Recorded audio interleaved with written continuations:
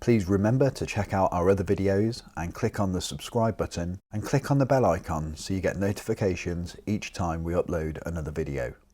This video is brought to you in association with Just EVs, where this car and many other new and used EVs are available for sale and test drives. Good morning folks, and welcome to another episode, and welcome to the fabulous Volkswagen ID.4, which I've had for about 3 hours now, and so far very impressed. I just want to give you a quick run round inside. You may recognise a lot of this from the ID.3. It's got a lot of touch buttons across here, and they seem to work okay. They do their job. You get a little bit of a noise to go with it to say that it's recognised the function, and then again if you come around to the steering wheel you get a little bit of feedback off those. I'm not sure that I like them, but I think I'll get used to them and I think I can manage with them. The rest of the stalk work, it's all pretty much Volkswagen, and again if you come around to the lighting controls you can see that that is straight out the ID.3, as is this little cluster here. If I pop it into drive, you can see just around the top of the screen you get these little LEDs, and that all relates to what's going on with the car, so that changes to different colours, but it's nice. Inside, just in the centre console, they've got this massive piece here, which I'm not really sure why they put that in there, because it's two drinks holders, and I mean it does come out and gives you a little bit of storage, but to be honest I think they probably could have just got rid of that and used this bit here, which is this huge area. You've got a couple of drinks holders in there, no problem. You've got your two USB-Cs. I unfortunately bought a USB, so no Apple CarPlay for me, and then a nice little area for your phone down there, which doesn't seem to be wireless charging, which I thought it would be on a First Edition model. Maybe that's an optional extra, but even still, plenty of storage for drinks. Round to the door bins, so I can get a coat in my door bin. They are huge, so no problems there, and that's the same on the passenger side. And then if we go into the back, you can see that you've got the same down there, a little bit smaller, but you've got the same on both sides. Electric windows as well. Now let me talk to you about these seats. These seats are very comfortable and very well made, as you would expect from Volkswagen. So you've got Alcantara and you've got leather here, and I think 3 adults of my size is going to be a bit of a squish, but 2 no problems at all, and for short journeys, yeah, 3 you could probably make it work. And then if you look at the seat just there, you can see that it's got ID sort of in the backrest there, which is nice. You get these nice 2 armrests as well, which are nice little touch, because when you're doing long journeys this arm's got nowhere to sit, especially as it's got nothing here. And then into the back there you can just see your 2 USB-C charge ports. If I come over to the glove box, let's see what I can get in there. So there's one of my brackets for, no, that doesn't fit. That just looks like the standard left-hand drive conversion, not gonna work sort of design that we see on so many cars these days. But a pair of gloves, maybe a small bottle of water. It is very roomy, plenty of space. There's definitely going to be no issues. Doesn't matter how tall you are or how long your back and your neck is.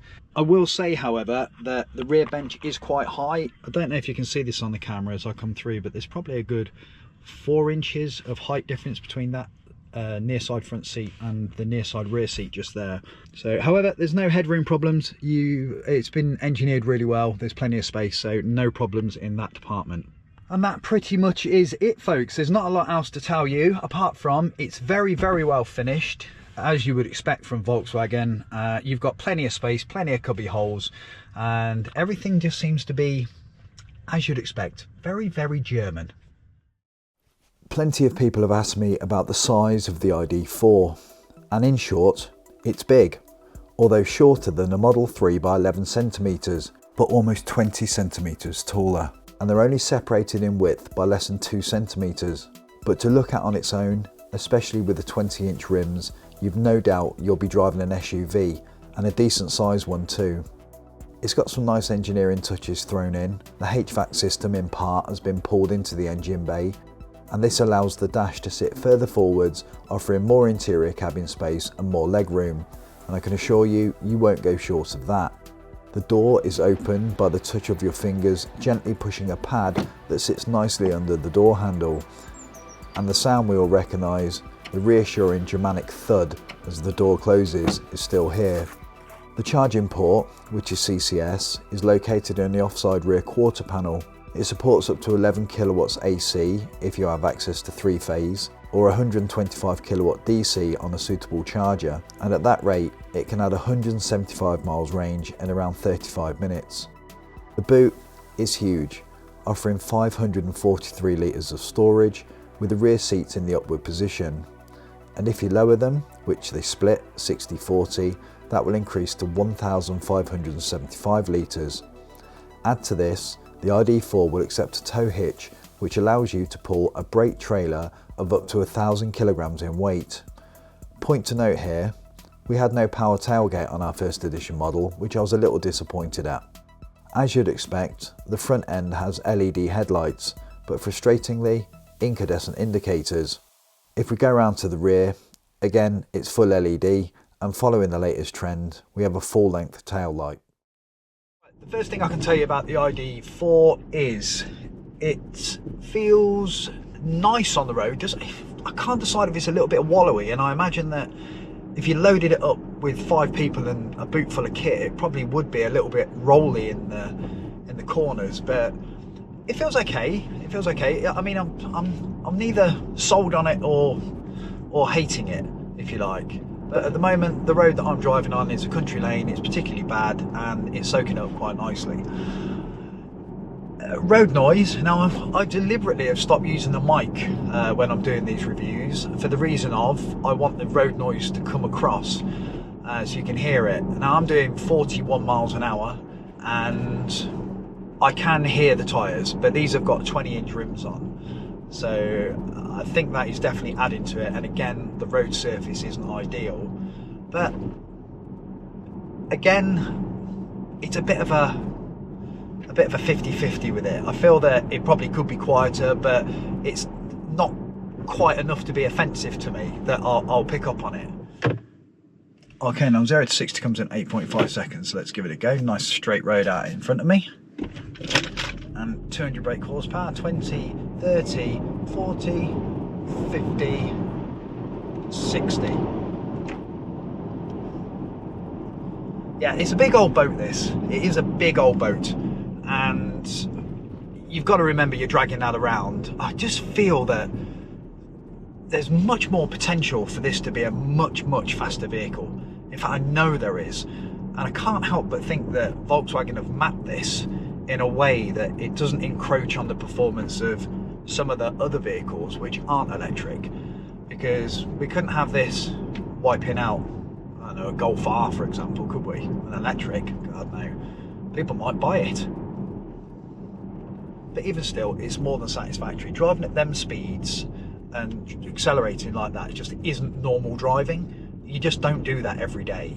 So it's a bit of a funny thing really that people sell cars based on the 0 to 60, because people do buy them. I did, but big old bus, it pulls a 60-mile-an-hour speed in an alright time. It's good enough. It's good enough. As time's gone on, I'm getting more and more of a feel for the car, and it's growing on me. I mean, I love the outside. I think the styling is absolutely fantastic. I think there's a little bit of Ford in there from the edge, and it looks even a little bit like a 2008, just a wider version, a tiny bit at the front. But altogether, I think the styling is right on the money, and these rims just pull it off a little bit more. Now, the battery in this is a 77 kilowatt hour usable with an 82 maximum. So that's a good size pack, because if you compare that to a Leaf that you can still buy now, it's a 40, it's almost double the size, and it is double the usable. So easily over twice the usable energy of a Leaf 40. It's actually bigger than the battery that's in our Model 3, and it's got more usable capacity than the battery in our Model 3. So you're getting quite a lot for your money here, and that will increase longevity, it will give you quicker charging speeds, and it will give you that little bit of extra range that you need. So when you need to do that 200-mile journey, this is probably going to be able to manage it quite easily in very, very bad weather. Now, I need to start on some of the criticisms, which there are a few. There always are. The things that I'm not too keen on. The first thing is these cup holders in the middle. I think they're a complete waste of space. I don't know why they've put them there. You could just have a completely flat floor like the BMW i3, straight the way across. So they could have put something very flat on the floor there, and just for a tiny bit of storage, but just allowed you to step your leg over. Now, I can't actually get my leg over the centre, but that would be so much nicer if I could just throw my foot across. So onto the regen. It's not enough in my opinion. It's got a D mode and a B mode, similar to the ID.3, just about every other EV out there. But it just seems a little bit light. I feel like that could be increased a lot more. It does increase when you put your foot on the brake, but who wants to use the brake nowadays? You know, driving an EV is all about one pedal driving. You know, it's about ease and not having to move your foot at 99% of the time. But I feel a little bit like I've stepped back into a Gen 1 Nissan Leaf in terms of the weight of the vehicle and the amount of regen they've given you.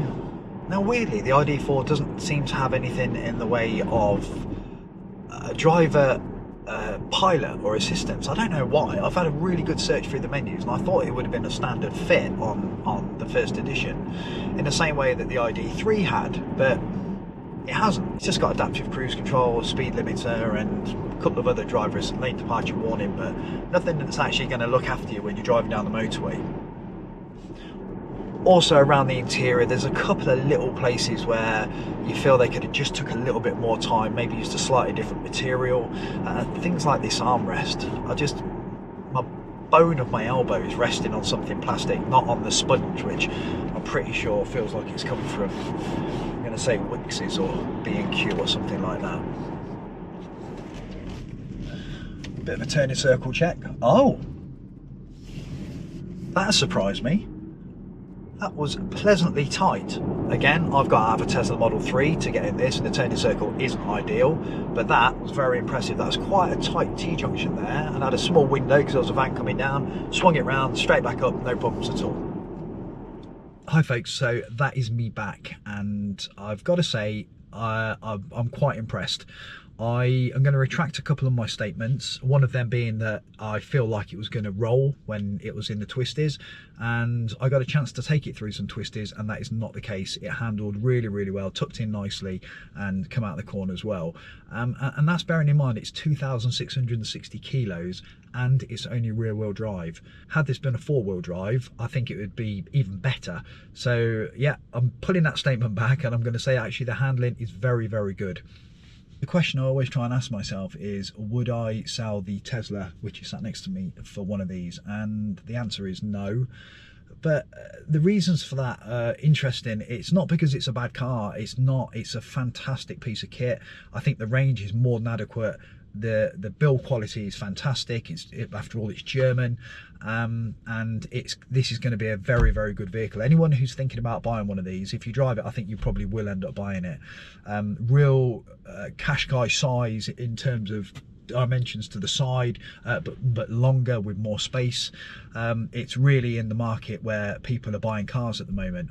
But my reasons for not buying it are because it's an SUV, and I'm not in the market for an SUV, and I wouldn't buy an SUV because I think people as a rule don't generally need them.